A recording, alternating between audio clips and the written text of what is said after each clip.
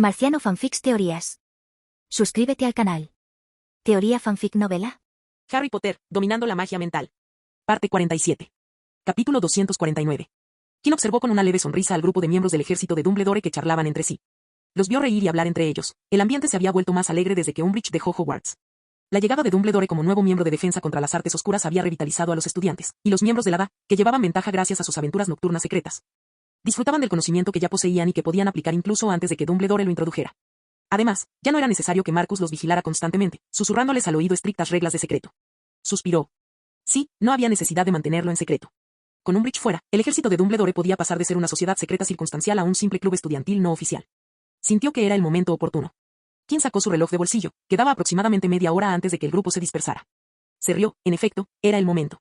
Amigos, dijo Kim, cerrando de golpe su reloj de bolsillo, si pudieran prestarme atención un momento, me gustaría hablar con ustedes sobre algo importante. Sus palabras, como siempre, captaron la atención de todos. Tengo un anuncio que hacer, dijo. Hoy será mi último día aquí en el ejército de Dumbledore, se escucharon suspiros entre el público. Los últimos meses han sido memorables y, sin duda, uno de los momentos más destacados de este año e incluso de mi estancia en Hogwarts hasta ahora, y me gustaría agradecerles a todos por el tiempo increíble. Miró al grupo reunido a su alrededor, pero después de hoy, ya no asistiré a estas reuniones. Eso es todo lo que tenía que decir, una vez más, gracias. En el instante en que cerró la boca, el coro discordante de preguntas asaltó sus oídos, lo que le hizo cerrar los ojos por un momento mientras levantaba la mano. Un momento a la vez, por favor, abrió los ojos y señaló a Marcus. Marcus aprovechó la oportunidad y dijo, ¿por qué? ¿Hay algún problema? Porque podemos hablar de ello y resolverlo, díganoslo y lo resolveremos ahora mismo. Vaya, dijo Kim con una sonrisa en la voz, no hay absolutamente nada malo con la fiscalía. El sistema que hemos construido aquí es ejemplar, pero no creo que haya ninguna necesidad de la fiscalía. Y por eso creo que es hora de que al menos yo me vaya.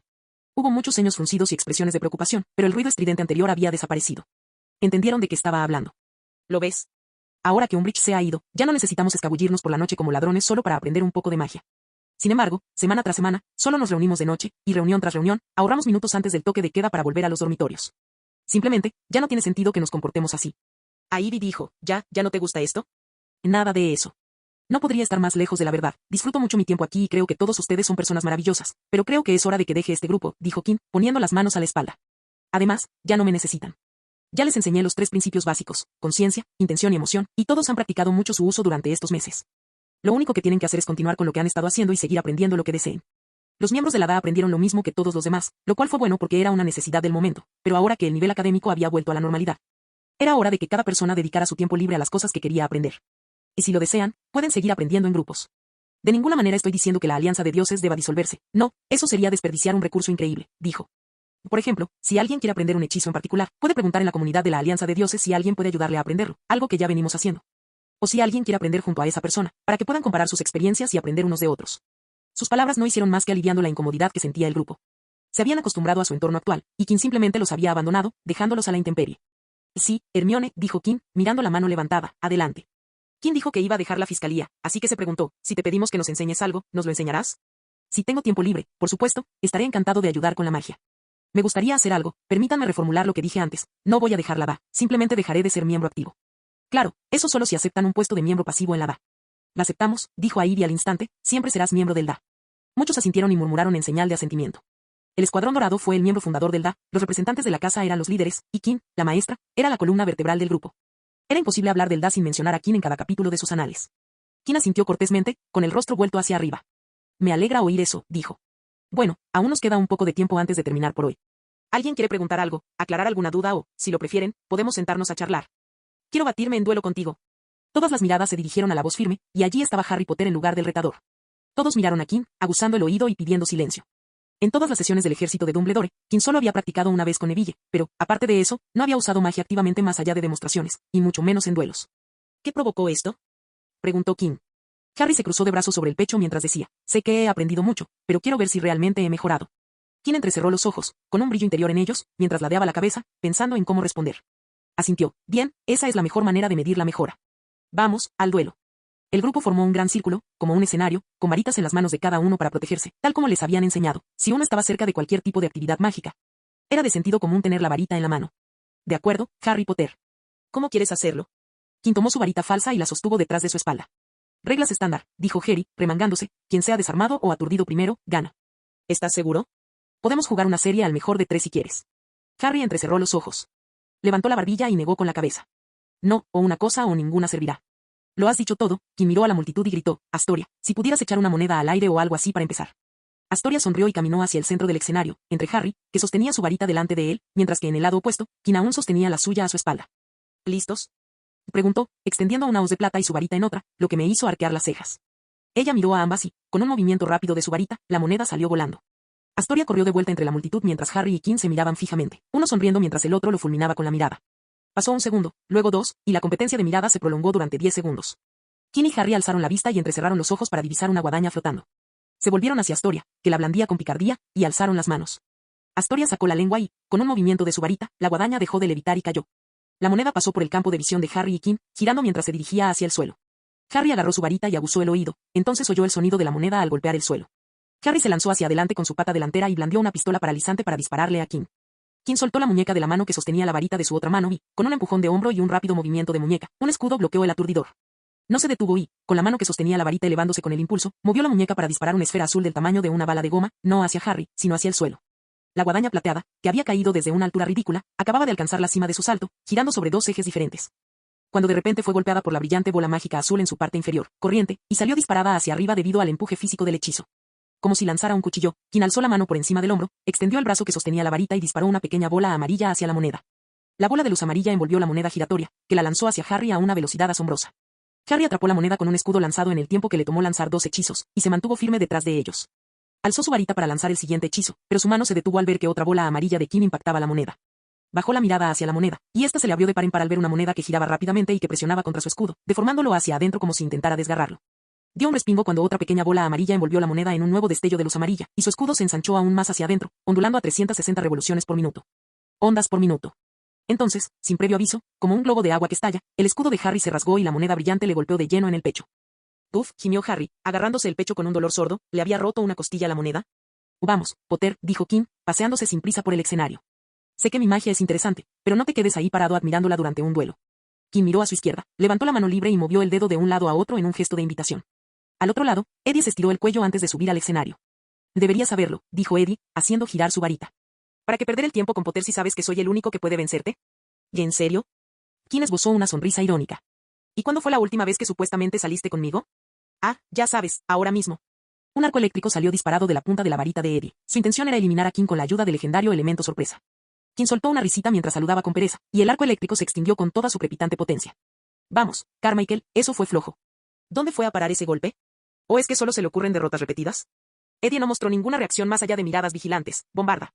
Gritó de repente y lanzó el hechizo de explosión amarillo-anaranjada hacia Kim, quien lanzó un hechizo específico más adecuado para ataques no físicos que resistió el impacto más fuerte del disparo de cañón de Eddie. Se volvió hacia Harry, que ya no se sujetaba el pecho y ahora lo seguía con la mirada. ¿Qué estás haciendo, Harry? Kim asestó un golpe que creó una ráfaga de aire arremolinada que aplastó las púas de piedra conjuradas por Eddie. Harry miró a Kim, con la confusión brillando en sus ojos. ¿Qué? Pediste las reglas estándar, ¿recuerdas? No estás inconsciente ni desarmado, así que ¿por qué? Kim le lanzó una granada aturdidora a Harry, quien la bloqueó asustado. ¿Estás ahí parado como una estatua y no estás batiéndote en duelo? Pero... Eddie lo interrumpió y gritó, basta de charla, Potter. Si vas a estar soñando despierto entre duelos, lo mínimo que puedes hacer es zumbarle en la oreja como una mosca. Terminó lanzando un reductor cargado al máximo a los pies de Kim, quien tuvo que atraparlo para proteger al observador. Harry apretó los dientes, raspó un trozo de tierra con la punta de su varita, la encendió con llamas blancas y las arrojó contra Kim. Kim bloqueó una entrada de Eddie, ahora sí que me gusta. Se giró hacia la bola de piedra llameante de Harry y la redirigió hacia Eddie, gracias por la ayuda, dijo. Eddie, que ya tenía otro reductor en la lengua, lo mordió y lanzó un escudo, e incluso entonces fue empujado hacia atrás unos pasos debido a la fuerza bruta de la roca. Sin mencionar que el fuego blanco casi derritió su escudo. Hermione. La chica dio un respingo al oír a Kim. Entra aquí. ¿Qué? Esos dos no sirven para nada. Ven y demuestra que eres tú quien más ha evolucionado. Hermione dirigió su mirada insegura hacia Harry y Eddie y los vio lanzando hechizo tras hechizo hacia Kim, haciendo todo lo posible por arrancarle la cabeza. Es esto inútil, pensó. Se destacó entre la multitud e inmediatamente sintió un vuelco en el corazón al ver un hechizo intimidante que se abalanzaba sobre ella. Se estremeció, pero su mano reaccionó instintivamente y bloqueó el hechizo. Genial, ahora pongámonos manos a la obra, oyó decir a Kim antes de que éste levantara un bloque gigante del suelo a modo de escudo y lo transformara en lobos que aullaron hacia Eddie. El público de la DA presenció 3 duelos contra Kim, quien alternaba constantemente entre ataque, defensa y, ocasionalmente, jugadas defensivas. Fue una demostración de habilidad. Los observadores más perspicaces notaron que Kim presionaba a los 3 oponentes manteniéndolos ocupados. Hubo muchas oportunidades, pero Kim siempre esquivaba y buscaba a otro rival. Enoch, pasa. Todos se quedaron boquiabiertos cuando Kim pidió otra ronda. Todos miraron a Enoch, quien se quedó paralizado un segundo antes de aparecer detrás de algunas personas y entrar al ring, uniéndose al juego de 5 personas con hechizos voladores. Hannah, es hora. Vámonos. Hannah Abbott caminó inquieta hacia el ring, y su actuación no fue la que Kim esperaba, en comparación con lo que había visto en los entrenamientos. Entonces, menos de medio minuto después, volvió a gritar. Luna, veamos si de verdad me haces caso. Luna se encogió de hombros, se deslizó dentro del ring y comenzó a dirigir todos sus hechizos hacia las piernas de Kim, lo que le hizo sudar un poco. Ya que Kim estaba tratando de darles a 6 personas la oportunidad de desarmarlo o noquearlo, sin intentar realmente desarmarlas o noquearlas. Que Luna apuntara estrictamente a sus piernas, lo cual él le había enseñado, técnicamente, era un poco preocupante. Pero solo era un poco preocupante. DJ, dijo, ¿quieres ver si puedes ganar con toda esta ayuda? Y así, el prefecto se unió, y comenzó la danza de 7 versos y una danza. Kim, el maestro virtuoso, dirigió a los 7 instrumentistas desprevenidos en una orquesta magistral. Fue un hermoso espectáculo de magia hábil, ataques que se combinaban con defensas específicas, ataques precisos y potentes que los mantenían a raya mientras él protegía a los demás, y un toque de espectacularidad y defensa. Muy bien, es hora de terminar con esto, dijo Kim después de batirse en duelo con las 7 personas. Se giró hacia Hannah y lanzó un hechizo de desarme, calculando el momento justo para alcanzarla cuando bajó su escudo. Kim se giró para parar un aturdimiento rojo brillante de Eddie, pero esta vez, en lugar de enviarlo hacia arriba, lo lanzó hacia Not, quien sintió el impacto de la magia pesada y cayó como un saco de patatas. Su siguiente objetivo fue el propio Eddie, a quien decidió derribar con un aturdimiento aún más potente que el suyo, enviándolo volando de vuelta al suelo. Ahora solo quedaban Luna, Cedric, Harry y Hermione. Kim se giró hacia Harry y le lanzó una pequeña ráfaga de aire que, de repente, pareció una tormenta. Harry alzó las manos contra el viento, sin siquiera percatarse del hechizo de desarme que se avecinaba. Kim se volvió hacia Hermione y le asestó su primer golpe del día, a los pies, derribándola. Solo sus brazos impidieron que su rostro tocara el suelo, ella tampoco se percató del hechizo de desarme. DJ, lo siento, pero te toca a ti, dijo Kim sonriendo. Luna es mi mejor amiga, así que no puede ir antes que los demás. Eddie fue el primero, dijo Cedric, bombardeo máximo. Kim levantó un escudo contra él, y Luna quedó atrapada dentro de todo su cuerpo. Está acostumbrado, dijo Kim, y lanzó un hechizo que imitaba puñetazos y atacaba las articulaciones de Cedric, provocando que cayera con un gruñido. Para luego esquivar otro golpe de Luna que iba directo al cuerpo y acabar con él. Kim y Luna permanecieron en el ring. Se observaron mutuamente. Luna se encogió de hombros, guardó su varita en su capa y se acercó a Marcus. Bueno, rendirse siempre es una opción legítima, dijo Kim encogiéndose de hombros. Aplausos. Aplausos. Aplausos. Kim se giró y vio a Tracey aplaudiendo, luego a Daphne. Poco después, todos aplaudían. Kim hizo una reverencia exagerada y entonces recibió muchas preguntas pidiéndole que les enseñara cómo hacerlo, especialmente a los jóvenes como Dennis Creevey. Cuando terminó la sesión y todos se marchaban, Kim abrazó a Astoria. ¿Qué? Preguntó, acurrucándose un poco más cerca. Kim recogió la guadaña que había lanzado y la colocó en su mano. Disculpen por la guadaña, se dobló un poco. Astoria miró la moneda y, efectivamente, estaba doblada hasta convertirse en un trozo de metal arrugado. Quisiera que me devolvieran el dinero, dijo. Un destello brilló en los ojos de Kim, y asintió. Ahuecó su mano más grande, envolviendo por completo la mano más pequeña de Astoria con la guadaña curva, y sopló sobre ella. ¿Qué significa eso?, preguntó ella. Kim le guiñó un ojo mientras retiraba la mano. Ya he pagado mi deuda, sonrió, apartó la mano de su hombro y se adelantó para reunirse con su hermana. Astoria ladeó la cabeza, confundida, antes de mirar su propia mano. Abrió la palma y su boca se abrió como la de un pez boquiabierto. Allí había un galeón dorado, sin rastro de la inútil guadaña. ¿Cómo hiciste eso? Por cierto, ¿quieres que lance más guadañas? Porque lo haré si es lo único que puedo conseguir. Capítulo 250. El invierno comenzó a remitir, aparecieron días cálidos y el joven año avanzaba con cada mes que pasaba, entrando en la primavera. En otro espléndido día, el trío de Ravenclaw se sentó bajo un haya en flor junto al lago, donde disfrutaron del cálido sol para estudiar para sus exámenes de fin de año. Donde era menos probable que los molestaran quienes buscaban la ayuda de Kim. Los jardines del castillo resplandecían bajo la luz del sol como recién pintados, el cielo despejado reflejaba con una sonrisa el suave brillo del lago, y el césped verde satinado se mecía ocasionalmente con la brisa. Extendieron sus libros a la sombra del árbol y se sentaron mientras Kim conversaba con Eddie y Marcus sobre los conceptos que querían aclarar. Eddie tiró sus apuntes al suelo antes de recostarse en la hierba. No creo que Hogwarts vaya a ser alcanzado por un meteorito y que se cancelen los exámenes. Kim soltó una risita mientras le resolvía un problema a Marcus. Puedo imaginarme que no será así. ¿Y por qué te quejas? Le entregó el cuaderno a Marcus. Sacaste una muy buena nota en mi examen de práctica. Eso solo significa que te irá mejor en los exámenes reales. Eddie balanceaba sus piernas flexionadas de un lado a otro, impaciente. No quería que cancelaran los exámenes solo para poder llegar temprano y aprobar fácilmente. Era estresante para él, y para cualquier Ravenclaw, pasar tiempo en los tensos dormitorios de Ravenclaw, donde todos habían desarrollado la irritante costumbre de cuestionar los hábitos de estudio de los demás. Ve a estudiar y deja de molestarme, pensó. Deberías escribir más, dijo Marcus, pasando la página de Transfiguración Avanzada parte 1 y examinando una serie de diagramas que mostraban un búho transformándose en binoculares de ópera. Si tu padre cree que tus notas no son lo suficientemente buenas, puede que no te deje ir al campamento de verano, así que intenta mejorar tu velocidad de escritura. No querrás perder puntos por no poder escribir una respuesta que ya sabes. Eddie gimió al levantar el baúl del suelo. Colocó un libro de tapa dura sobre su regazo, golpeó suavemente un pergamino contra él y disparó la pluma. Si no sacaba una buena nota, para un Ravenclaw, su padre no le permitiría ir al campamento de Quidditch al que lo habían invitado el verano siguiente. Ante la proximidad de los exámenes de fin de curso, los profesores dejaron de asignar deberes. Las clases se dedicaron a repasar los temas que consideraban más probables de aparecer en los exámenes. Y Griselda Marchbanks estará presente esta vez, dijo Kim, citando información de sus contactos en la dirección del Departamento de Educación Mágica. Es una anciana, ella hizo los exámenes de éxtasis de mi abuelo, y creo que también estuvo presente en los exámenes de Dumbledore. Esa sí que es una bruja vieja, dijo Eddie. He oído que es muy estricta, dijo Marcus. Por lo visto, si intentas esquivar una pregunta en la parte práctica, te pone un 0 en la parte izquierda, o sabes la respuesta o no. No tienen nada que ver con nosotros, dijo Eddie encogiéndose de hombros, mientras dibujaba los pasos necesarios para preparar una poción regeneradora de la piel. No va a tomar la nuestra. Pobres idiotas de quinto y séptimo año, dijo riendo entre dientes. Marcus levantó la vista de sus apuntes y miró a Kim. Vas a estar ocupado un tiempo. ¿Para qué te ofreciste voluntario? Para todo el proceso de 2 semanas del OWL. Kim asintió. No tengo mucho que hacer, así que no hay problema. El salto había terminado y no necesitaba estudiar para los exámenes, así que cuando Flitwick le pidió que se ofreciera como voluntario, aceptó y ahora estaba a cargo de guiar a los estudiantes de Timo a sus clases prácticas. Las semanas previas a los exámenes Timo fueron como un volcán a punto de entrar en erupción, con la gente intentando meter más cosas en sus cabezas. Buscando recursos en el desenfrenado mercado negro de curas milagrosas para mantener el sueño, la concentración, la memoria y la infinidad de cosas que los estafadores, en su mayoría Ravenclaws, intentaban vender al resto del colegio. Cuando llegó el momento, el periodo de exámenes se dividió en 2 semanas, como era costumbre cada año, con los exámenes teóricos por la mañana y los prácticos por la tarde. Debido a sus responsabilidades, Kim impartió sus clases prácticas esa misma mañana, antes de realizar sus exámenes teóricos con el resto de sus compañeros. Para poder estar libre durante las 2 semanas que dura el proceso OWL. Kim estaba en un pasillo con un portapapeles en la mano. Había 4 paneles de examinadores en 4 salas diferentes que seleccionarían primero a los candidatos del OWL justo después del almuerzo, mientras que los estudiantes del NIEM serían seleccionados antes de la cena. El primer día de exámenes, los alumnos de quinto año fueron convocados a la clase de encantamientos el primer lunes por la mañana. Los alumnos de Timo fueron divididos aleatoriamente en 4 aulas que funcionaban como salas de espera, una sala de espera por cada grupo. Muy bien, dijo Kim, golpeando el portapapeles con un bolígrafo, todo parece estar en orden, y estamos listos para partir. Caminó hasta el otro lado del pasillo, abrió la puerta del primer panel de examinadores y se encontró en medio de una conversación divertida. Pequeño Albus. Kim alzó la voz. ¿Pequeño Albus? No era algo que él ni nadie en esa escuela esperaría oír jamás. La mujer a quien el director, de más de 100 años, se refería con el prefijo, pequeño, era Griselda Marchbanks, la jefa del Departamento de Educación Mágica y una anciana de más de 200 años. Tenía sentido que llamara a Albus Dumbledore, pequeño Albus. Era una mujer menuda y encorvada, con un rostro tan marcado por las cicatrices que parecía cubierto de telarañas, pero hablaba más alto que la mayoría de la gente ruidosa, a pesar de un ligero temblor en su voz envejecida. Pensé que Cornelius no dudaría en expulsarte de Hogwarts, nunca fue muy listo. Recuerdo haber hablado con él durante los éxtasis, no paraba de hablar, sin hacer lo que le pedía. Deberías dar gracias a la suerte de que Dolores tirara su cerebro a la basura. No es que le hubiera servido de mucho, ya que era diminuto de por sí, y no le habría ayudado ni aunque lo hubiera usado. Menos mal que la enviaron a Azkaban. Que tengas un buen viaje. La mujer no se anduvo con rodeos. Y deja atrás el pasado, dijo Dumbledore con su tono habitual. Ajeno al hecho de que el ministro estaba a punto de ser destituido y un alto cargo del ministerio había sido enviado a Azkaban en medio de un escándalo mayúsculo. Es hora de que la generación más joven tome las riendas. Nosotros, los mayores, solo podemos observar desde la barrera, ver cómo disfrutan de la gloria y alegrarnos de haber tenido algo que ver con ello. La anciana Marchbanks arrugó la nariz y resopló. ¿A quién llamas anciana? Debes tener las articulaciones oxidadas, pero yo todavía soy bastante ágil. Por supuesto, Dumbledore solo pudo sonreír. Kim se aclaró la garganta, haciéndose notar por los otros dos. Señora Marchbanks, si está lista, todo está preparado por nuestra parte y podemos empezar a enviar a los estudiantes. ¿Quién eres? Preguntó Marchbanks en voz alta. Me llamo Kim West.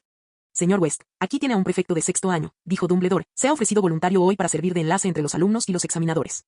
Kim entró en el aula vacía y se dirigió al escritorio de Marchbanks. Haré que los alumnos entren cuando estés listo, dijo, tomando una hoja de papel del portapapeles y colocándola sobre el escritorio. Con un movimiento de su varita mágica, la hoja se transformó en una pila de papeles. La primera página es la lista de estudiantes que verán hoy, dijo, apartando la hoja y dejando al descubierto una tabla de calificaciones con los nombres de Abbott y Hannah. Deben anotar sus calificaciones y observaciones aquí. Sí, lo he hecho infinidad de veces, Marchbanks asintió con impaciencia. Entrecerró los ojos al mirar a Kim, y sus arrugas se acentuaron. West. Kim West. Sí, te recuerdo del año pasado. Tus notas eran excelentes, fue un placer leer tus trabajos. Lástima que no pudiera estar aquí para evaluarte en los exámenes prácticos. Gracias, señora Marchbanks, dijo Kim, haciendo una breve y cortés reverencia. Bueno, entonces no les quitaré más tiempo. Tienen un largo día por delante, dijo Dumbledore. ¿No puedes sentarte a mi lado mientras te cuento esto? ¿Podemos ponernos al día?, preguntó Marchbanks. Aunque me encantaría hacerlo, no creo que a los alumnos les guste tener al director en el aula mientras imparte las clases prácticas, dijo Dumbledore.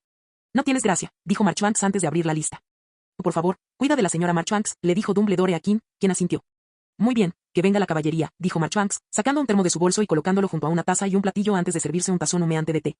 Sí, la primera es Hannah Abbott, dijo Kim, tomando otra hoja del portapapeles y colocándola frente a ella. Marchbanks dejó la taza antes de que llegara a sus labios y tomó la hoja de papel. ¿Qué es esto?, preguntó. En la hoja aparecían 3 nombres, Anna Abbott, Susan Bones y Terry Bott, y debajo de cada nombre, una lista de amuletos. El encanto que se esconde tras los nombres es aquello en lo que el estudiante destaca. Marchbanks entrecerró los ojos al leer la hoja de papel. Pero esos amuletos no forman parte del programa de estudios de 5º grado. No, no lo son. Si un estudiante obtiene buenos resultados en las asignaturas de 5º año y quieres evaluarlo para obtener puntos extra, puedes consultar esta lista.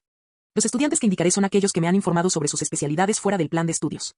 Los estudiantes que Kim mencionó eran básicamente miembros de la Asociación de Estudiantes, AE, a quienes él, como miembro, intentaba ayudar a mejorar sus calificaciones. Confiaba en que si Marchbanks aceptaba su oferta, todos los miembros de la AE obtendrían puntos extra, ya que los había visto lanzar los hechizos. Ah, ya veo, por supuesto, si estos niños son capaces de realizar los hechizos que se enseñan en el programa de estudios, entonces les daré oportunidades para ganar puntos extra. Eso es genial. Seguro que estarían encantados. ¿Tienes estas listas también para otras asignaturas? Sí, puedo proporcionarte las 3 asignaturas a elegir: encantamientos, transformaciones y defensa contra las artes oscuras. Entonces, me gustaría darles la bienvenida también. Lo lograste. Quien se dirigió entonces al resto de las salas de reuniones y repitió la misma conversación con las personas mayores más amables que encontró. No eran tan mayores como Marchbanks, pero tenían la misma edad que Dumbledore y estaban encantadas de recibir la lista de hechizos. Tras asegurarse de que todos los miembros del panel estaban preparados, se dirigió a las salas de espera, comenzó a llamar a los estudiantes y así dio comienzo la parte práctica de los exámenes OWL. Bien, veamos quién sigue, se dijo King a sí mismo al entrar en la habitación. Goldstein, Goyle, Granger y Greengrass, leyó antes de gritar: Anthony Goldstein, Gregory Goyle, Hermione Granger y Daphne Greengrass. Las 4 personas se separaron de sus respectivos grupos y salieron de la habitación con pasos rígidos y robóticos. Lo miraron como patitos, como si no supieran qué hacer. Todos ustedes saben que los exámenes OWL son iguales que los demás, la única diferencia es que el examinador es externo, dijo King mientras caminaban hacia sus respectivos paneles. ¿Son estrictos? ¿Qué piden? ¿Tienen nuestros trabajos teóricos? ¿Ya los han calificado? ¿Cómo están de humor? Hermione bullía de preguntas como una locomotora. King soltó una risita y lanzó un hechizo tranquilizador sigilosamente. Y no se preocupen, son amables y acogedores, así que no se inquieten por su humor. Si se comportan bien, les dará la oportunidad de ganar puntos extra. Observó cómo los 4 se calmaban gradualmente, a medida que su magia surtía efecto, aunque todavía se percibía cierta rigidez en sus cuerpos. Uno a uno, los condujo a diferentes salas de reuniones, primero Anthony Goldstein, luego Gregory Goyle y finalmente Hermione Granger. ¿Estará bien?, preguntó Daphne, viendo entrar a Hermione en la habitación. Tarareaba suavemente. Creo que estará bien, sacó un 112% en el examen, dijo King. Miró a Daphne y, al parecer, su magia no sería suficiente para superar los nervios previos a la prueba, así que recurrió a la única alternativa que se le ocurrió. Daphne sintió una mano deslizarse entre las suyas, y eso tuvo el efecto deseado. Todo va a salir bien, dijo King. Repasamos todo lo que podía surgir en esa sala. Tienes una base teórica fantástica y una vasta experiencia práctica en defensa. Lo vas a superar con éxito. ¿Tú crees eso?, preguntó, inclinándose ligeramente hacia adelante. Absolutamente. Llegaron a la puerta de Marchbanks y King se giró para mirar a Daphne. ¿Cuáles son los 3 atributos de la concentración?, preguntó. Conocimiento, intención y emoción. Ya lo tienes todo, y eso es todo lo que necesitas. Ahora entra y coge la dentadura postiza de la anciana. Daphne sonrió y rió entre dientes tapándose la boca con la mano. Asintió, se enderezó y llamó a la puerta antes de abrirla. Daphne Greengrass. La voz de Marchbanks se oyó desde dentro. ¿Eres la hija de Sophie? Sí, lo eres, ¿verdad? Sí, ya veo. Pasa, cuéntame, ¿cómo ha estado tu madre últimamente? Hace mucho que no la veo. ¿Quieres una galleta? El fin de año había comenzado. Capítulo 251. La luna vespertina se alzó en el cielo azul, anunciando la llegada de la noche, descorriendo el velo que cubría los cúmulos de estrellas y revelando todas las constelaciones que habían estado observando a los mortales del mundo. Pero en un claro cerca del bosque, lejos del bullicio de la ciudad, luces brillantes que destellaban por doquier como una bola de discoteca en un club nocturno de los 80, anunciaban un tipo diferente de emoción y entusiasmo. Un gigantesco letrero multicolor, con grandes lámparas de colores colgando de 2 vigas, bajo el cual pasaba la gente que salía de una carpa donde unos empleados aburridos charlaban entre sí mientras sellaban las entradas para un carnaval en la ciudad. Las personas que iban acompañadas de familiares, amigos o sus parejas en citas románticas entraban en el recinto en ruinas, donde ocasionalmente se celebraban carnavales y espectáculos para los visitantes. La música subía de volumen, las risas grabadas de payasos resonaban por los altavoces y las melodías de la alegría infantil llenaban el aire mientras algunos corrían con comida de feria en las manos. Y otros se subían al ruidoso motor que impulsaba las atracciones. Fuera del ruidoso recinto circense, cerca de un grupo de árboles que proyectaban sombras inquietantes bajo la luz ingrávida de la luna, el espacio mismo se retorcía y giraba como si fuera absorbido por un tubo antes de que, uno a uno, el tejido del espacio expulsara a personas vestidas con túnicas negras. El aire crepitaba ruidosamente, solo para ser ahogado por la fuerte música del circo. En cuestión de segundos, 20 personas se mezclaban entre las sombras, todas contemplando el acogedor recinto de madera y metal, cuya vida palpitaba con vigor. Casi puedo saborearlo, dijo la mujer de cabello oscuro, espeso y brillante, largas pestañas y ojos entrecerrados. La alegría, el deleite, casi palpita, sacó la lengua como si quisiera saborear las emociones. Los compañeros de Bellatrix Lestrange volvieron sus ojos ocultos bajo sus rostros enmascarados hacia la mujer, muchos preguntándose cómo podía hundirse aún más en la locura. Se había transformado en horrores retorcidos tras su otrora gran belleza, pero Azkaban era así, siempre dejaba su huella en sus huéspedes, y Bellatrix se había quedado el tiempo suficiente para considerarlo su hogar.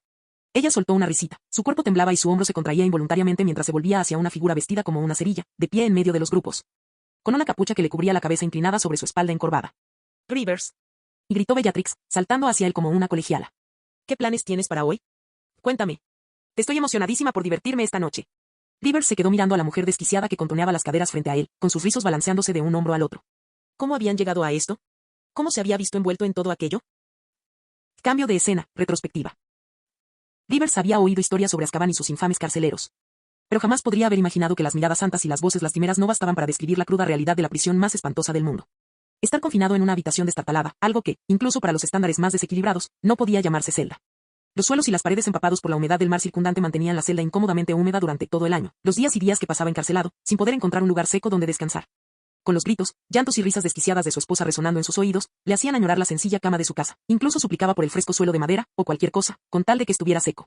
Luego estaba el aire gélido y abrasivo que entraba por la ventana enrejada, raspando la piel y dejándola fría y en carne viva. A él y a los demás prisioneros les dieron una manta vieja y enredada, de tejido áspero que no abrigaba a nadie, pero eso era un problema menor, ya que la única manta que tenía, como todo lo demás, se mojaba. La comida siempre era una papilla fría que no había ejercitado sus dientes durante años, y el agua era escasa, obligada a tragarse a toda prisa por los aurores, que siempre tenían prisa por salir de la vista del demente, que siempre los miraba fijamente desde debajo de sus túnicas como si los aurores fueran una presa fresca y suculenta. Nadie hablaba de Azkaban. Había muchos gritos, llantos, y la risa de la mujer, pero nadie hablaba de ello. A Rivers no le importó cuando llegó, pero a medida que pasaban los días y los dementores se reunían en su celda para una comida diaria de menta durante semanas. Esperaba que alguien le dijera que había una manera de escapar de la pesadilla diaria, pero nadie dijo una palabra, incluso después de que llamó y lloró pidiendo a alguien, a cualquiera, nadie habló, ni siquiera un es inútil. Que había leído en los libros. Rivers pronto se dio cuenta de que en Azkaban no había donde esconderse de los dementores. Mientras alguien permaneciera en la fortaleza, no serían más que lechos de comida para esas monstruosidades encapuchadas. Mientras se quedaran. No podía mentir si no había pensado en huir, pero su propia lógica inflexible sofocaba esas ideas. No era un mago sabio, no contaba con un grupo de secuaces para escapar, ni podía reunirlos, la gente había perdido la esperanza hacía mucho tiempo, carecía de la influencia necesaria para crear a los aurores. En resumen, no tenía escapatoria. Sin ayuda, pensó Rivers con amargura, no puedo salir de aquí. Entonces, las paredes del infierno se abrieron y, tras años, su rostro fue golpeado por la lluvia fría y las ráfagas de viento. Tenía tanta sed que sacó la lengua y dejó que las gotas de lluvia cayeran sobre ella, fue una sensación divina. Debe ser un sueño, pensó. Pero entonces comprendió por qué aquella maldita mujer llevaba tanto tiempo riendo. Antes de que pudiera recuperar la conciencia, lo sacaron a rastras de la celda. Quienesquiera que fueran, técnicamente no lo sacaron a rastras, ni siquiera lo tocaron, la magia lo elevó del suelo y lo condujeron por lo que dedujo que eran pasillos. Solo los había visto vagamente una vez, cuando lo trajeron adentro, pero en ese momento, se sintió abrumado por la visión de los prisioneros condenados, con los ojos vacíos. De repente, se encontró fuera de la fortaleza, así sin más. Estaba fuera de prisión, había perdido la esperanza de escapar pensando en cómo hacerlo, pero allí estaba, viendo la luna sin las negras y oxidadas rejas de hierro que se interponían en su camino. Está lloviendo, pensó, pero la lluvia no caía sobre él, era perfecta. Esclusa del río. Por un segundo, Rivers no reaccionó. Después de todo, hacía tanto tiempo que no lo llamaban por su nombre, siempre había sido prisionero, ningún guardia lo había llamado nunca por su nombre, que dudaba que siquiera lo supieran. Esclusa del río. Finalmente, Rivers levantó débilmente su delgado cuello y giró su rostro demacrado hacia la persona con la que hablaba. Bajo la tenue luz de la lluvia torrencial y atronadora, Rivers no pudo distinguir el rostro, solo alcanzó a ver a un hombre bajo y delgado vestido con túnicas pesadas. Es un placer conocerte por fin después de tanto tiempo, dijo el hombre, aunque me hubiera gustado que fuera en mejores circunstancias. Rivers sintió la mirada del hombre sobre él. Tu estado no parece ser muy bueno, dijo como si le sorprendiera.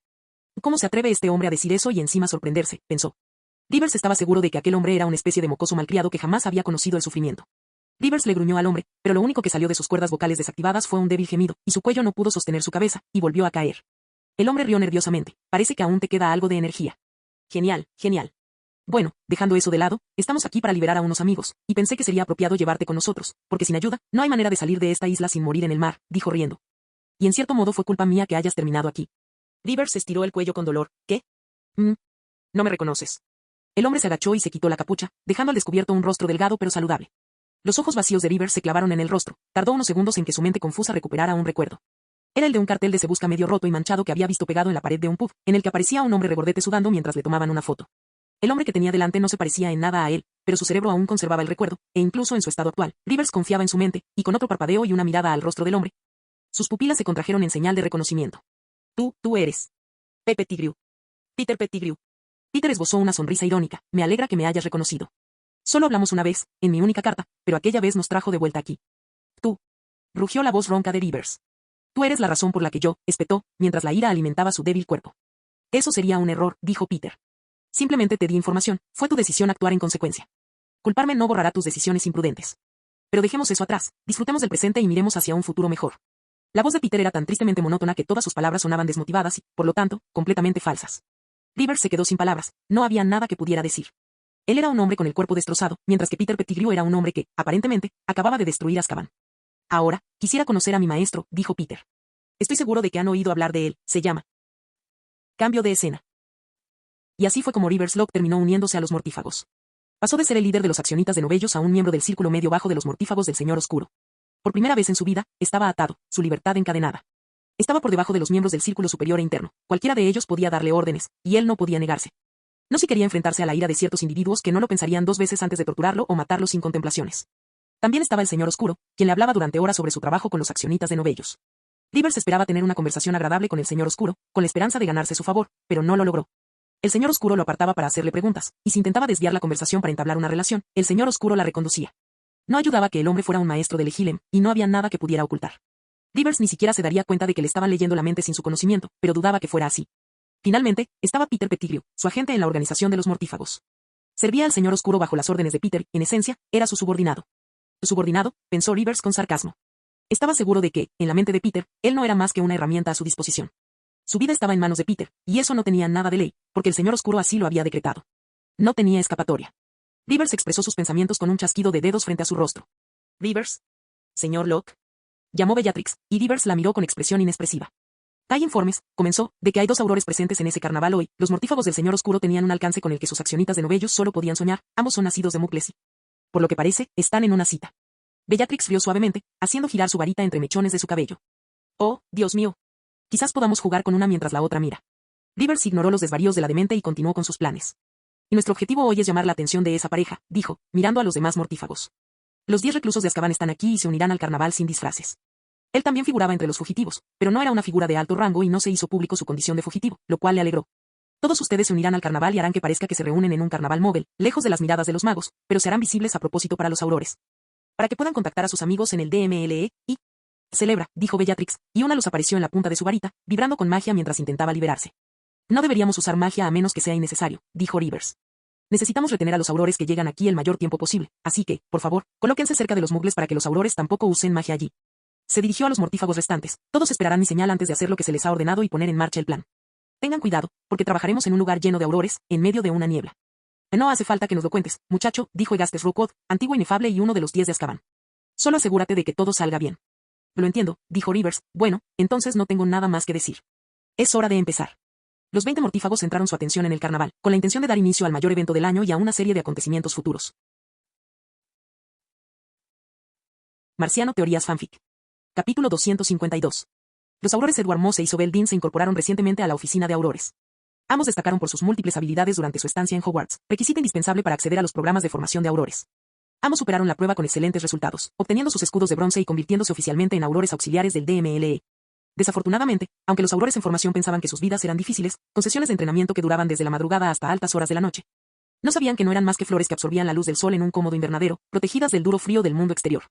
Aprobar el examen de ingreso en la misma clase significó que Edward e Isobel ingresaran a la policía al mismo tiempo, pero también significó que ambos entraran en la vida de Aurores Junior al mismo tiempo. Los Aurores Junior recibían un entrenamiento exhaustivo, habilidades de interrogatorio, deducción, duelo, sigilo, pociones y venenos, y más burocracia. Todo lo que aprendían como Aurores en formación era puesto a prueba y perfeccionado según los estándares de la vida real.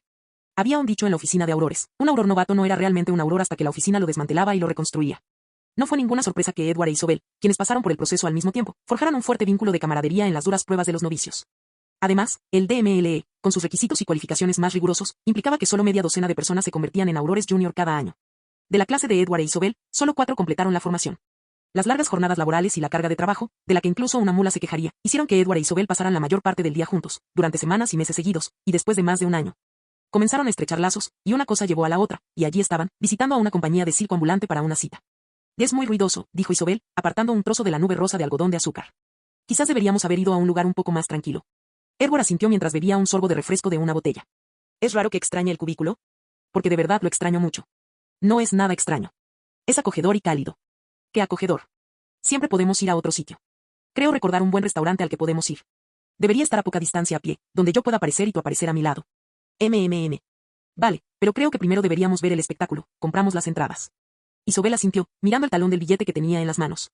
Le resultaba extraño usar el dinero para algo. Los aurores jóvenes ganaban muy bien, mucho más que sus compañeros de otros departamentos, pero trabajaban tanto que, aunque parezca mentira, no gastaban mucho en su primer año de carrera debido a la enorme cantidad de trabajo que realizaban, lo que resultaba en cero tiempo libre, cero equilibrio entre la vida laboral y personal. Sin tiempo para dedicarse a sus aficiones, sin gastar dinero. Finalmente gastaron algo de dinero, sería un desperdicio dejar que se desperdiciara. Isobel observó la carpa a rayas más grande en el centro de todo el carnaval. Cada sendero que conducía a la carpa principal estaba repleto de puestos de comida y filas de banderas triangulares multicolores que colgaban de la barandilla superior. Ella echó un vistazo a la carpa del zoológico en la fila de puestos. Edward, deberíamos ir a acariciar. Isobel se estremeció, sintiendo un fuerte dolor en el brazo. Miró a un lado y vio a Edwards apretándole el brazo. ¿Qué estás? Tengo a Rabastan Lestrange a la vista, dijo Edwards con una calma antinatural, y él tiene a Rodolphus Lestrange. No mires. Isobel soltó el brazo de Edward, lo entrelazó con el suyo y se inclinó hacia él. ¿Dónde están?, preguntó. Están de pie entre dos puestos, vestidos con pantalones y camisas sencillas. No veo a ningún otro mortífago, dijo Edward, observando con la visión periférica. Veo más, dijo Isobel. Edward se tensó por un breve instante antes de hablar dentro de la botella. ¿A quién viste? Antonindo Loeb está en la segunda posición de mi línea, y más adelante, en la misma línea, veo a Milks Mulciber. Tragó saliva con dificultad. Esos son 4 de los 10 de Azkaban. Y si estos 4 están aquí, hay muchas probabilidades de que otros 6 también estén por ahí en algún lugar. Necesitamos pedir refuerzos. ¿Tienes tu escudo? Preguntó Edward. Isobel asintió, buscando en su bolso su placa, y junto a ella estaba su varita. He pedido refuerzos, dijo, sintiendo como la placa se calentaba. ¿Qué deberíamos hacer? Preguntó Edwards. Además, caminemos, llamar la atención que estemos parados aquí en medio de la calle. Deberíamos vigilarlos sin involucrarnos, dijo Isobel. Si los 10 fugitivos están aquí, entonces deben estar reuniéndose aquí. ¿Viste cómo iban vestidos? Ninguno llevaba túnicas, claramente no están llamando la atención. ¿Y si no están aquí para una reunión? ¿Y si están aquí para asaltar el parque de atracciones? Edward sintió la mirada de Isobel clavada en él. Es decir, mira a tu alrededor, estaban rodeados de muggles y a cierta distancia de la ciudad. ¿Acaso un lugar como este no es su coto de caza preferido? Isobel se mordió el labio, mientras con la otra mano apretaba con fuerza su mochila. Lo único que podemos hacer ahora es esperar, y confiar en que lleguen pronto los refuerzos. No se dieron cuenta de que otro mortífago estaba justo detrás de ellos, escuchando la conversación con una caja de palomitas de maíz en la mano. Cambio de escena. James Potter estaba sentado en su oficina, trabajando en el papeleo de toda una semana que debía entregar al día siguiente. Además, era jueves y no quería pasar la noche del viernes trabajando para terminar la jornada, así que había traído mantas y sábanas para pasar la noche trabajando. Tengo que hacer este trabajo todos los días, se quejó James, estirando los brazos por encima de la cabeza mientras se reclinaba en la silla. Tras mirar fijamente a la pared durante medio minuto, volvió a mojar la pluma en el tintero y se concentró en los papeles. Dick. El auror superior se enderezó en su silla. Llevó la mano a su varita, que hizo aparecer su placa de auror superior, la cual estaba caliente al tacto. James entrecerró los ojos al ver el número de la placa que le habían enviado y el mensaje codificado en el cifrado interno de los aurores, que se enseña a todos ellos. 1553. Ese es el número de Dean. James se levantó de su silla. Si había leído el código correctamente, entonces no era momento para el papeleo, y se marchó. Los aurores junior, sentados en sus cubículos, alzaron la vista para ver a uno de los aurores senior más condecorados correr por la oficina, pensando que era hora de otra broma. No sabían que la mayoría de ellos pronto abandonarían sus cubículos. Mientras James corría por los pasillos, se encontró con el auror superior Proudfoot, que también venía corriendo desde otra parte de la oficina de aurores. ¿Tú también lo recibiste? Preguntó James mientras los dos hombres comenzaban a caminar rápidamente. Aún podía sentir cómo la insignia pasaba por los ciclos de calentamiento. Isobel estaba enviando el mensaje repetidamente. Proudfoot asintió. Cada auror junior en la oficina de aurores tenía un mentor auror senior, jefe, pero al mismo tiempo, estaba asignado a otro auror senior, según el protocolo del departamento. Moss. Edward Moss está ahí con Dean, dijo Proudfoot. Están en una cita, si no me equivoco. Los dos hombres llegaron a la oficina del capitán auror Gavain Robards, su superior inmediato. James llamó a la puerta y la abrió sin esperar respuesta. Dentro estaban Robards y el capitán auror Kingsley Shacklebolt, a quien no esperaban encontrar allí. Robards apartó la mirada de Shacklebolt, con quien había estado conversando, y fulminó con la mirada a sus subordinados. ¿Qué creen que están haciendo irrumpiendo en mi oficina así? Miró a Proudfoot. Me lo esperaba de Potter, pero ustedes deberían saberlo. Señor, hemos recibido un mensaje de emergencia del auror junior Isobel Dean, dijo Proudfoot, yendo directo al grano. Se encuentra en un parque de atracciones móvil con el auror junior Edward Moss y ha informado de que han avistado a 4 de los 10 mortífagos fugados de Azkaban. Robards apretó la mandíbula y Shacklebolt se atragantó. La mirada de Robards se aguzó al preguntar, ¿cuáles han sido identificados? Los hermanos Lestrange, Dolov y Mulciber, dijo James. ¿Es positivo? Sí, ambos están completamente seguros. Los observan desde la distancia, sin involucrarse. Buena decisión. Robards se levantó de su silla y miró a Shacklebolt. Moviliza a tu unidad. Yo iré a ver a Scrimgeour y hablaré con él sobre cómo acceder a los Hit Wizards. Shacklebolt asintió y se marchó para reunir a sus aurores superior e inferior. Robards se dirigió a James y Proudfoot y comenzó. Empiecen a informar a sus compañeros más jóvenes y corran la voz entre los demás veteranos para que hagan lo mismo y me informen de la situación lo antes posible. En menos de un minuto, la noticia llegó al jefe de los aurores, Scrimgeour, y en los 10 minutos siguientes, la casa de Amelia Bones se vio inundada de gente que llamaba al jefe del DMLE, que ya se había marchado. Cambio de escena. Decano. Isobel oyó un crujido a sus espaldas y sacó su varita en respuesta, pero el sonido de la voz la tranquilizó mientras se giraba y veía a su superior, James Potter. De pie detrás de ella junto con el capitán auror Robards y otros 2 aurores subalternos de la misma subunidad que ella. Señor, ¿está usted aquí?, dijo ella, con expresión de alivio. ¿Qué ocurre?, preguntó James, mirando alrededor del bosque donde estaba Isobel. En tu primer mensaje dijiste que estaban en el parque de atracciones. ¿Por qué nos volviste a llamar? El parque de atracciones estaba a cierta distancia, y la música era casi inaudible. Señor, los mortífagos finalmente han abandonado el carnaval y han llegado aquí, dijo, señalando unos pasos más adelante. En la penumbra, se pudo ver a Edwards agachado tras un arbusto, observando un claro. Edwards los está vigilando. Parece que nuestras intuiciones eran correctas, y los mortífagos fugitivos se han reunido aquí para una reunión. ¿Los 10? Preguntó Robards. No, señor, desde nuestra última comunicación, se han unido 2 más, Travers y Barillier. Buen trabajo, Auror Dean, dijo Robards. Su respuesta y la de Moss fue excelente en esta situación. Ahora, por favor, retírense y descansen mientras capturamos a los mortífagos. Ante las palabras de Robards, personas vestidas con túnicas de auror emergieron de detrás de los árboles, como si salieran directamente de las sombras. Isabel abrió los ojos de asombro al ver a la multitud de aurores reunidos para una operación. Notó que eran cerca de 40, un capitán auror, un puñado de aurores superiores y numerosos aurores subalternos. Todos apiñados con sus abrigos de auror, listos para la batalla. Sirius Black se separó del grupo e informó a Roberts: Señor, estamos listos por nuestra parte, pero los magos de asalto tardarán un tiempo en llegar, a diferencia de Isabel y Edwards, que conocían el lugar y podían aparecerse. Los demás tuvieron que ir en sus escobas. Debemos esperar o... No tiene sentido esperar a los 6 magos de ataque, respondió Roberts con firmeza. Nos moveremos con fuerza y rapidez. Hizo una pausa para pensar. Ordenen que se preparen las defensas antiapariciones. Si los magos de ataque no llegan, seguiremos adelante por nuestra cuenta. Sirius recibió la orden y dirigió al grupo de oficiales subalternos encargados de la protección para desplegar una barrera antiapariciones alrededor del área. ¿Tienes idea de qué están hablando? Le preguntó James a Edwards, a quien habían relevado de su turno de guardia. No, señor, no pude oír lo que decían, pero parecían estar teniendo una acalorada discusión. ¿Parece que están esperando a los demás? No lo parece, señor, pero sin tener noticias de ellos, no podemos estar seguros. James asintió, pero una idea persistía en su mente. ¿Por qué se reunían allí esos mortífagos? Sabía que Voldemort había regresado, así que ¿por qué se juntarían allí, lejos de cualquier lugar mágico, y menos aún de ese grupo de personas que despreciaban cualquier sitio que no tuviera algún tipo de conexión con la magia? No le parecía lógico. Señor. Todos se giraron y vieron a un Auror Junior con su varita apuntando al cielo y el ceño fruncido. ¿Qué es eso? Preguntó Sirius, que estaba coordinando la protección. No podemos desplegar la protección. ¿A qué te refieres con que no se puede desplegar la protección? La barrera no se está levantando, señor. Algo la está bloqueando. Roberts y James miraron a Sirius, quien sacó su varita para comprobar el problema, pero todos obtuvieron la respuesta antes de que pudiera siquiera lanzar el hechizo. Oh, mi querido primita. Quienes conocían aquella voz no podían olvidarla, a pesar de que habían pasado más de 10 años desde la última vez que la oyeron. Era inconfundiblemente la voz de aquella mujer, el tono, el timbre, el ritmo, la textura, todo era igual que hacía tantos años. Sirius miró hacia donde habían estado los 6 mortífagos, y de repente había 10 personas de pie allí, los 10 de Azkaban, y al frente del grupo estaba Bellatrix Lestrange en todo su esplendor de locura. Mira qué mayor estás, gran Auror Black, jejeje, dijo. Todos vieron a Bellatrix alzar su varita, al igual que los otros 9 mejores duelistas de Voldemort, entrenados por el mismísimo Señor Oscuro. Cambio de escena. En el atrio del ministerio, junto a la fuente de los hermanos mágicos, el aire se arremolinaba, una niebla negra se extendía y, desde su interior, emergió, alto, delgado y encapuchado de negro. Con su aterrador rostro de serpiente, blanco y demacrado, con los ojos entrecerrados, el Señor Oscuro Voldemort. Observó el atrio vacío. Las puertas doradas por las que habían pasado cientos de personas estaban ahora abiertas, pues todos se habían marchado a casa. Incluso la caseta de seguridad estaba vacía, ya que no se permitía la entrada a visitantes por la noche. Se crujió el cuello y avanzó con soltura hacia la puerta dorada, pues conocía el camino al salón de la profecía, pero en el momento en que se giró para mirar hacia las puertas doradas, se detuvo. Albus Dumbledore vestía túnicas blancas y grises, lucía una larga barba y cabello blancos, y sus ojos azules asomaban tras sus gafas de media luna con montura dorada. Estaba de pie frente a las puertas doradas. Hola, Tom, dijo Dumbledore, ¿sabías que el ministerio está cerrado a las visitas, así que no es apropiado que estés aquí? ¿Qué tal si te das la vuelta y te marchas? O eso decía él, pero Voldemort observó cómo el anciano sacaba su varita. Dumbledore, ¿cómo lo supiste? Jamás esperé esto de ti, Tom, dijo Dumbledore, y Voldemort entrecerró los ojos al oírlo pronunciar su nombre móvil. Jamás imaginé que usarías el sigilo y la distracción como parte de tu arsenal.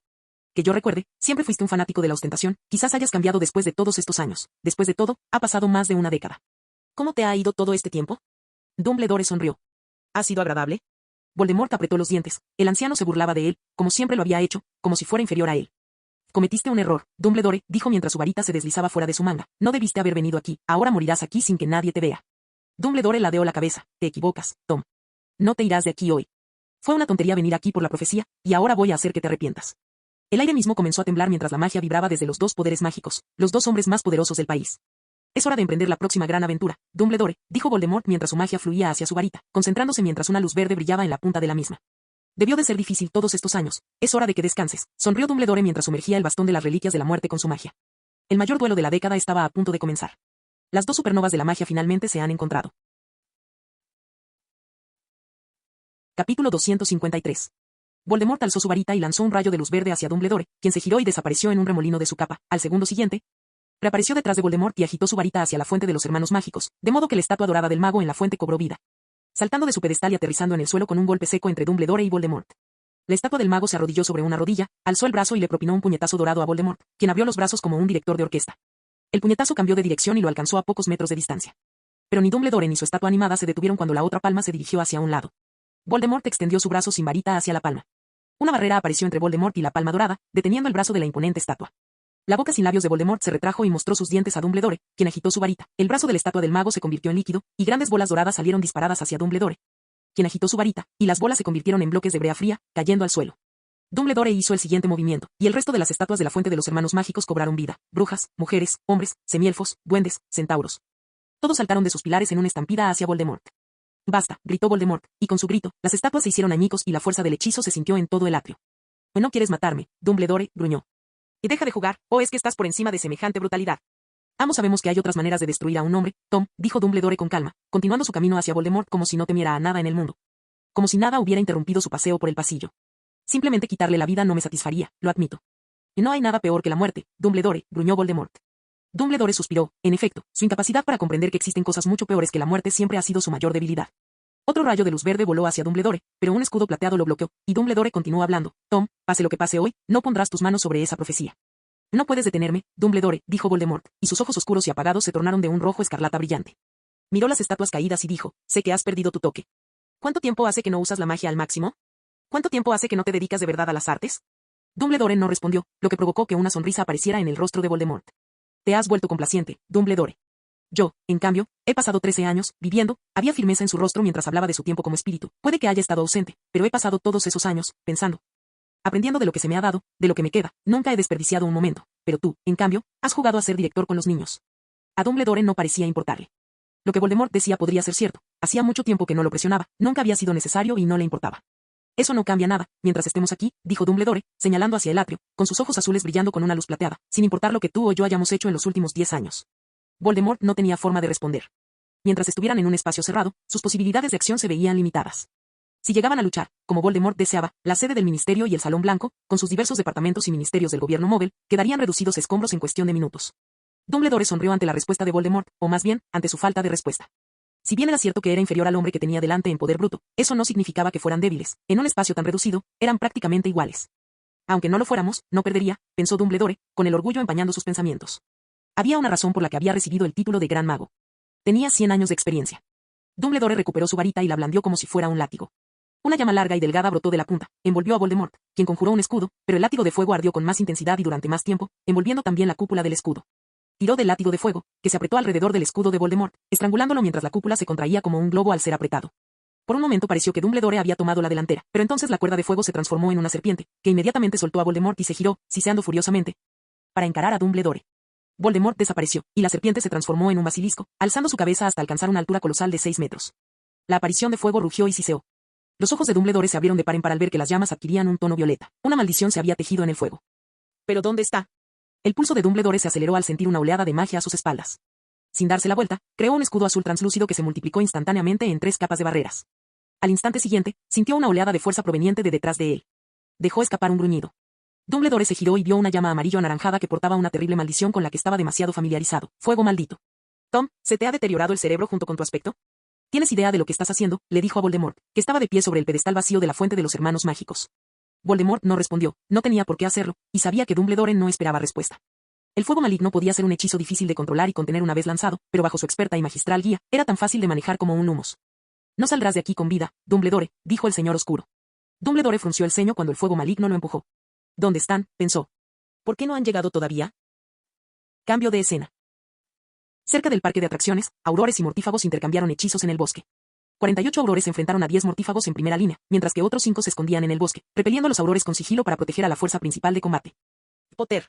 ¿Cómo está tu pequeño? Mi amo está deseando conocerlo, pero si se encuentran, morirá». Bellatrix Lestrange gritó con alegría, esquivando un hechizo, bloqueando otros 2 y lanzando una maldición Cruciatus de vuelta, sintiendo como la sonrisa llegaba a sus oídos con el grito. James conjuró docenas de espadas de acero y las arrojó contra los mortífagos, pero las hojas desaparecieron sin dejar rastro antes de que pudieran alcanzarlos. Mierda, una vena palpitó en la sien de James, sus ojos se desviaron de Bellatrix y se posaron en Agastes Rookwood, que estaba de pie en medio del asedio de los mortífagos. El antiguo inefable era la principal razón por la que 48 aurores tenían problemas con 15 mortífagos. Rookwood era defendido por los demás y era el único responsable de disipar cualquier hechizo peligroso lanzado contra ellos, algo que hacía con una habilidad excepcional. ¿Cómo lo hace?, preguntó James. Está relacionado con su campo de investigación, dijo Sirius, quien había estudiado a Agastes Rookwood. Los inefables, en esencia, eran investigadores que indagaban en los misterios de la magia, trabajando para elevar el conocimiento mágico de la humanidad a niveles superiores. Algunos estudiaban emociones como el amor y el odio, otros exploraban el legendario campo del tiempo, y hubo quienes profundizaron en el concepto mismo de la muerte.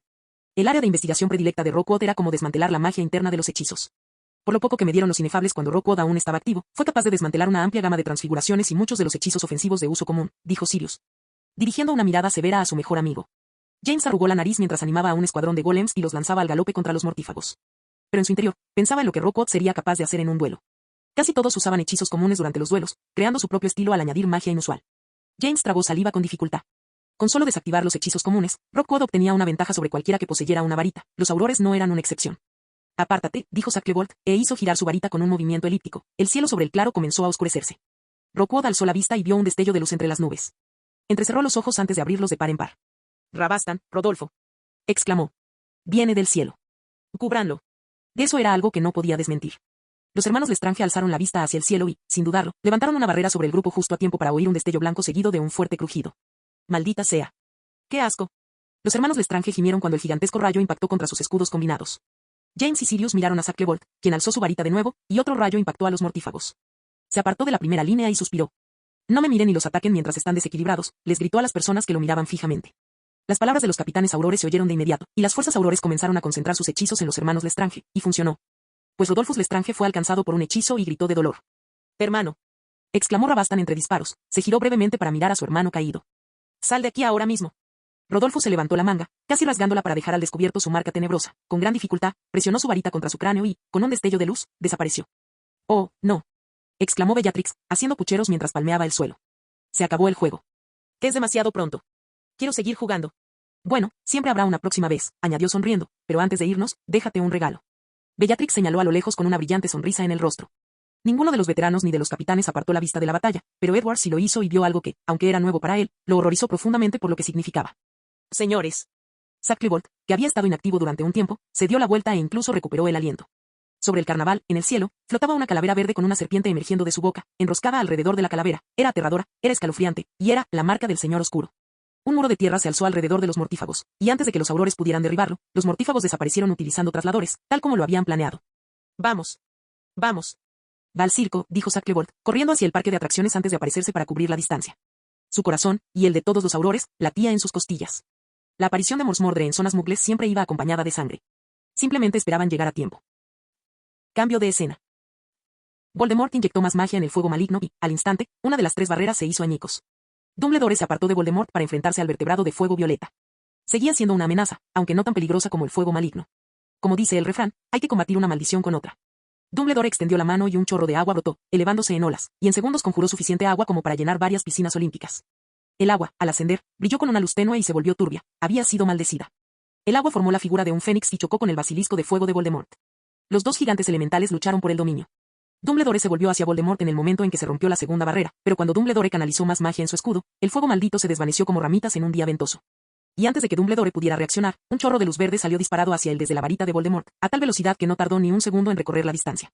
Una llamarada estalló ante Dumbledore, y de ella emergió Fawkes, el fénix. El ave abrió su pico de par en par y se tragó el chorro de luz verde entero. Estalló en llamas y cayó al suelo, pequeño, arrugado e incapaz de volar. En ese mismo instante, Dumbledore blandió su varita con un movimiento largo y fluido. El fénix de agua, que había estado luchando contra el basilisco de fuego, se enfureció aún más y clavó sus garras en las llamas, golpeando a la serpiente y envolviendo al monstruo de fuego con sus alas, extinguiéndolo. Luego, giró su cuerpo en el aire y voló hacia Voldemort, cubriéndolo con un capullo de vidrio fundido.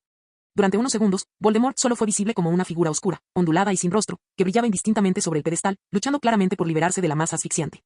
Dumbledore observó cómo Voldemort se debatía dentro de la bola de agua. Luego, dirigió su mirada al polluelo de Fénix, que yacía en el suelo convertido en un montón de cenizas, indefenso ante tal peligro, y al ver aquello, una furia inusual brotó en su interior. Chorros de agua se formaron dentro de la trampa y avanzaron implacablemente hacia el centro. No quería matar a Voldemort porque necesitaba saber la ubicación y el número de Horrocruxes, pero eso no le impidió amputarle las extremidades, no eran necesarias. La esfera de agua se abrió y Voldemort quedó suspendido en el aire, dejando a Dumbledore sin aliento. Era un vuelo sin ayuda, algo que antes se consideraba imposible. «Te voy a matar, Dumbledore». Las piernas y el abdomen de Voldemort sangraban, pero todo lo demás permanecía intacto. La furia en sus ojos escarlata era algo que infundía temor. Avada Kedavra. No logró completar el hechizo, ya que el agua que caía de la esfera de agua se convirtió en esferas de hielo y salió disparada hacia Voldemort bajo las órdenes de Dumbledore. Y fue en ese momento cuando se abrieron las puertas del atrio, y llegaron algunos oficiales de alto rango con sus guardias aurores, personas como Cornelius Fudge, Amelia Bones, Rufus Scrimgeour y el mago jefe Hit. Entre algunos otros. Voldemort miró a Dumbledore, ignorando a las demás figuras insignificantes. Sus ojos rebosaban de odio mientras su cuerpo goteaba sangre. Quería volar por los aires toda la calle, pero la lógica no se lo permitía. Agitó su varita, enviando trozos de la estatua volando hacia Dumbledore, y aprovechó la oportunidad para escapar y desaparecer de la escena. ¿Qué estaba allí? Gritó un hombre con túnica escarlata y coleta, señalando un montón de escombros dorados al otro lado del pasillo. Lo vi, señor Fudge, lo juro, era quien usted sabe, simplemente desapareció. Lo sé, Williamson, lo sé, yo también lo vi. Y dijo Fudge, tartamudeando, quien llevaba pijama debajo de su capa a rayas y jadeaba como si acabara de correr kilómetros. Por la barba de Merlín. Aquí. Aquí. En el Ministerio de Magia. Cielos. No parece posible. Dios mío. ¿Cómo puede ser esto? Dumbledore. Exclamó Fudge, visiblemente atónito. Tú, aquí, yo. Alto, Cornelius, Dumbledore alzó su mano cansada. No quiero hablar ni responder preguntas. Pero hace unos minutos viste con tus propios ojos la prueba de que te he estado diciendo la verdad durante un año. Lord Voldemort ha regresado, has estado persiguiendo a los hombres equivocados durante 12 meses, y es hora de que entres en razón. No, bueno, exclamó Fudge, mirando a su alrededor como si esperara que alguien le dijera qué hacer. Me voy a casa, dijo Dumbledore secamente, antes de volverse hacia Amelia. Hablaremos pronto, Amelia. Recogió Fawkes y se acercó a donde yacía la cabeza dorada del mago en el suelo. Apuntó con su varita hacia ella y murmuró, Portus. La cabeza brilló con un resplandor azul y tembló ruidosamente contra el suelo de madera durante unos segundos, para luego quedar inmóvil de nuevo. Oye, Dumbledore. Y dijo Fudge. No tienes permiso para usar ese traslador. No puedes hacer tal cosa delante del ministro de magia, tú. Su voz flaqueó mientras Dumbledore lo observaba con maestría por encima de sus gafas de media luna. Adiós, Cornelius, dijo Dumbledore antes de activar el traslador, y este fue llevado consigo. Dejando atrás el atrio destruido del duelo invisible, que también se convirtió en escenario de algunas noticias sangrientas y desafortunadas. Capítulo 254. El que no debe ser nombrado regresa. En una breve declaración el viernes por la noche, el ministro de magia, Cornelius Fudge, confirmó que quien no debe ser nombrado ha regresado a este país y está activo de nuevo. Lamento profundamente confirmar que el mago que se hace llamar Lord, bueno, ya saben de quién hablo, está vivo y entre nosotros de nuevo, dijo Fudge, con aspecto cansado y preocupado, dirigiéndose a los periodistas. Lamento casi igual, informamos de la revuelta masiva de los dementores de Azkaban, quienes se han mostrado reacios a seguir al servicio del ministerio. Creemos que los dementores están siguiendo las instrucciones de Lord. La cosa. Instamos a la comunidad mágica a permanecer alerta. El ministerio publicará guías básicas de autodefensa y defensa del hogar, que se entregarán gratuitamente a todos los hogares mágicos el próximo mes. La declaración del ministro fue recibida con consternación y alarma por la comunidad mágica, que, el miércoles pasado, recibió garantías del ministerio de que no había nada de cierto en esos persistentes rumores de que quien tú sabes está operando entre nosotros una vez más. Los detalles de los acontecimientos que llevaron a la conmoción en el ministerio aún no están claros, aunque se cree que quien no debe ser nombrado logró entrar en el ministerio de magia la noche del jueves, durante un periodo en el que un grupo selecto de sus seguidores, conocidos como mortífagos, causó estragos en una reunión móvil, manteniendo así a las fuerzas del DMLE alejadas del ministerio de magia. Los mortífagos irrumpieron en un circo móvil, en un giro espantoso de los acontecimientos, 10 muggles fueron declarados muertos, mientras que decenas resultaron heridos de muerte. Fue necesario un gran contingente de aurores para controlar la situación, mientras que los obliteradores del ministerio y los sanadores de San Mungo atendieron a los heridos. Según nuestras fuentes, el ministro Fudge se reunirá próximamente con el primer ministro móvil, líder, para informarle de la grave situación.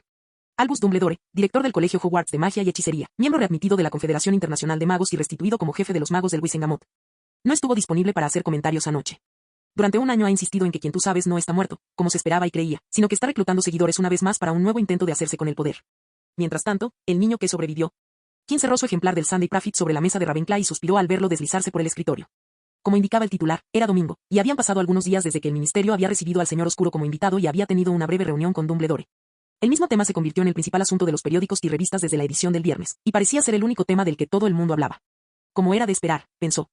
Luna incluso acorraló a Harry en el pasillo y prácticamente lo arrastró para que concediera una entrevista a El Quisquilloso. Quien se sorprendió un poco cuando le pidió que abandonara la oficina para poder realizar la entrevista, a lo que Harry no se opuso. Si algo sobre mí va a aparecer en los periódicos, que sea algo que yo haya dicho, dijo el niño que sobrevivió. Quien echó un vistazo a una columna de índice en la primera página. Entrevista exclusiva con Harry Potter, página 9. Tras publicar la entrevista en Pasquim, Xenophilius Lovegood la vendió a todos los editores de periódicos que lo contactaron. Y vendió suficientes ejemplares como para financiar el viaje de expedición a Suecia que padre e hija habían planeado para sus vacaciones de verano. Quien miró a Dumbledore, que estaba en la mesa principal de los profesores y parecía tan alegre como siempre, nada indicaba que acabara de luchar contra Voldemort. Se preguntó cómo sería, pero, por desgracia, no estaba allí, ni quería estarlo a menos que fuera estrictamente necesario. Me pregunto si la profecía seguirá en el ministerio, o si se la llevó consigo, pensó, o si Dumbledore la rompió delante de él. ¿Lo sabrá Voldemort? En la historia original, Voldemort dejó de perseguir la profecía después de que ésta se rompiera, pero si ese no hubiera sido el caso, Voldemort aún estaría motivado para perseguir la profecía. Desafortunadamente, quien suspiró, desconocía el estado actual de la profecía, y eso le resultaba muy frustrante. Lo máximo que podía hacer era ir al ministerio y comprobar personalmente si el orbe de la profecía seguía en la estantería del Salón de la Profecía. Solo una cosa ha sido confirmada. La Segunda Guerra Mundial finalmente había comenzado. Cambio de escena. El castillo parecía muy tranquilo, incluso para ser domingo. Todos estaban en los jardines soleados, disfrutando del final de los exámenes y de la perspectiva de los últimos días de clase sin la molestia de estudiar ni hacer deberes. Quien caminó lentamente por el pasillo desierto, asomándose por las ventanas. Podía ver gente jugando en el aire sobre el campo de Quidditch y a algunos estudiantes nadando en el lago, acompañados por el Kraken. El sol abrasador le caía a plomo mientras caminaba por el césped. Además, no tenía nada que hacer a finales de año, ni quería hacer nada, eran sus vacaciones anuales. Los estudiantes estaban tumbados en el césped, tomando el sol, charlando, leyendo el Sunday Prophet y comiendo dulces, observándolo mientras pasaba. Algunos lo saludaron o le dieron las gracias por las entradas, algo que también ocurría todos los años. Quien asintió y les devolvió la sonrisa al pasar, hasta que encontró un trozo de césped vacío. Se tumbó boca abajo sobre la hierba para disfrutar del delicioso calor. Cerró los ojos para relajarse, pero los entrecerró y vio el sol brillar intensamente sobre él. Levantó la mano, la agitó hacia un lado, y los rayos del sol lo envolvieron, cambiando de dirección y atenuando su brillo solo para él. Kim colocó las manos detrás de la espalda, cruzó las piernas, una sobre la otra, y volvió a cerrar los ojos con una sonrisa, escuchando el susurro de la hierba provocado por la suave brisa. El tiempo transcurrió, y cuando Kim estaba a punto de quedarse dormido, oyó el crujido de la hierba que se acercaba poco a poco. Sus ojos cerrados parecían proyectar una sombra sobre ellos, los abrió ligeramente, mirando con pereza la fuente de la sombra, y vio cabellos rojos que brillaban como rubíes al reflejarse la luz. Murmuró. Pareces relajado. Dijo asintiendo levemente. Es raro verte por aquí. ¿No tienes nada que hacer hoy? Kim negó levemente con la cabeza. Parece que fue un buen día para nada. Vale, eso se volvió cansino muy rápido. Habla. Kim abrió la boca y suspiró. ¿Sabes cuando no abres la boca y tus labios se quedan sellados, pegados? Sí, acabo de perder esa sensación. ¿Y qué estás haciendo? Preguntó a Ivy, sentándose a su lado. Como dijiste, no estoy haciendo nada, cerró la puerta de nuevo. ¿Y tú? ¿Qué haces aquí? Fred y George están transmitiendo su sabiduría sobre bromas, hizo comillas con los dedos, a Harry y Ron, mientras Hermione pasa todo el tiempo en la biblioteca antes de que tengamos que irnos. Ah, ya entiendo, sonrió Kim, hoy es la fiesta de despedida. Cada año, después del examen de fin de curso, los alumnos de séptimo grado disfrutaban de una fiesta de despedida, dos fiestas de despedida, una en el gran salón, que se estaba preparando mientras hablaban. Donde los alumnos de séptimo grado disfrutaban de una última celebración con los profesores, y otra, la fiesta de despedida no oficial, que tenía lugar en las 4 salas comunes. Donde los alumnos de séptimo grado festejaban con sus compañeros de cursos inferiores. Emocionada por la fiesta, preguntó. Kim suspiró, no me gustan las fiestas. A Ivy tarareó, de verdad, antes de preguntar, así que completaste esa bóveda maldita, la bóveda del arquitecto. Sí, lo hice, dijo Kim con voz encantadora. Incluso semanas después, Kim a veces se metía en la maleta y contemplaba su tesoro de oro y joyas, deleitándose con el brillo dorado. Los ojos verdes de Ivy brillaron mientras se ponía de pie en su asiento. ¿De verdad? Entonces es hora de que cumplas tu promesa, dijo con una amplia sonrisa. ¿Una promesa? Ah, ¿te refieres a eso? Recordó que a Ivy, de alguna manera, técnicamente, le había sacado una promesa cuando lo encontró en la bóveda del arquitecto. Sí, así es. Vamos. Exclamó a Ivy con entusiasmo. Solo había estado en la zona secreta una vez, pero aquella ocasión había despertado por completo su curiosidad e interés. Kim lo pensó un momento. Podría argumentar que solo le había prometido contarle a Ivy sobre las bóvedas, nunca mencionó la posibilidad de llevarla a la bóveda. De acuerdo, dijo, levantándose del suelo, vámonos. Los dos caminaron hasta la bóveda del arquitecto con a Ivy encargada de guiarlos hasta allí sin ser vistos, con la ayuda del mapa del merodeador, a petición de Kim. Es precioso, dijo a Ivy, mientras observaba a Kim colocar el anillo contra la pared, que brillaba con un tono especial de verde azulado intenso. Adelante, dijo Kim, llevaba mucho tiempo acostumbrado a ver eso. Tras resolver el primer acertijo desde lo alto de un disco plateado, se reveló la escalera y la pareja descendió a la segunda habitación. ¿Qué ha pasado aquí?, exclamó a Ivy, sin aliento al ver la segunda habitación alterada. Kim subió al puente que conectaba la entrada con la salida. Ah, esto no estaba aquí antes, ¿verdad? Ordené todos los bloques de material y la habitación cambió. Fue una vista increíble, un poco aterradora porque estaba dentro. ¿Qué pasó? Ivy subió con vacilación al puente sin barandilla y caminó directamente por el medio de los bloques, manteniéndose cerca de Kim mientras miraba de reojo, tratando de evitar mirar hacia abajo. Pero a sus ojos parecía gustarles la idea de mirar hacia arriba a la aterradora altura. Me he vuelto muy bueno en la transmutación, dijo Kim. Si necesitas algo, como una estatua o algo así, ven a verme y crearé una obra maestra. Podrás venderla 1 o 2 décadas después por un precio exorbitante. Llegaron a la tercera habitación, Ivy chocó con Kim, quien se detuvo repentinamente en su camino. Oh, se frotó la nariz, mirando a Kim con los ojos llorosos. ¿Por qué te detuviste? Bien, escúchame con atención, dijo Kim con gravedad. Señaló la habitación llena de trampas, mirando fijamente a Ivy sin pestañear. Vamos a caminar en línea recta, y tú solo pisarás donde yo vaya. No te desvíes de mi camino, porque si lo haces, algo intentará arrancarte partes del cuerpo. Y ten cuidado al caminar, el suelo se está hundiendo. Oh, está bien. La severa Kim era la Kim que daba miedo. Kim siguió recto, pisando piezas que sabía que no le lanzarían proyectiles. ¿Por qué? Porque había eliminado partes de los ataques para evitar que se repitieran. Ivy pisó la primera baldosa y casi perdió el equilibrio cuando ésta se hundió, teniendo que agarrarse al hombro de Kim para no caerse. Lo siento. ¿De qué se trata esta habitación?, preguntó, mirando a su alrededor y siguiendo a Kim, que caminaba despacio para mantenerse a salvo. Todo el piso es un gigantesco campo minado de trampas. Cuando el piso se hunde, se activa una trampa y algo peligroso te ataca. He descubierto cómo desactivarlas, así que mientras me sigas, solo pisaré los pisos desactivados. La mayor parte de este piso sigue activa, dijo Kim, haciendo que Ivy tragara saliva con dificultad. Ella lo había visto batirse en duelo, y si Kim sospechaba de algo, debía tener cuidado. Tras caminar con cuidado, finalmente llegaron a la última habitación, y Kim finalmente se dio por vencido y sonrió. Bueno, aquí estamos al final. ¿Qué te parece? Ivy no respondió, observando la escena ante ella con expresión atónita. Sus ojos se movieron rápidamente desde la estatua dorada en el centro de la habitación hasta las esculturas que cubrían las paredes y los cuadros del techo abovedado. Kim no la interrumpió. La habitación era realmente un espectáculo digno de admirar. No había apreciado su encanto la primera vez debido al agotamiento mental, pero en visitas posteriores había llegado a apreciar el arte. Y por eso la trajo aquí. Pensé que sería un desperdicio si yo pudiera ver esto, dijo. No sé si el arquitecto lo hizo todo o si encargó obras a artistas, pero creo que cada pieza aquí es una obra de arte. No quiero quitarle mérito a nada, así que me parece bien que alguien más lo vea antes que el próximo aspirante, que no sé cuándo llegará. Si vienen, se llevarán una gran decepción. Al menos verán esto, pensó Kim.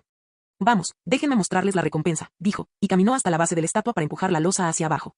Ivy observó con otra oleada de sorpresa cómo las esculturas cobraban vida y comenzaban a despejar un espacio en la pared para revelar la entrada oculta a la habitación. ¿No hay nada aquí?, preguntó Ivy, de pie en la habitación vacía. ¿Dónde está la recompensa? Ya lo tengo, dijo Kim sonriendo. Era un cofre del tesoro enorme, lleno de oro y joyas. Lo cual era cierto, en el sentido de que sí conseguía cofres del tesoro, pero era como comparar un balde de agua con un lago.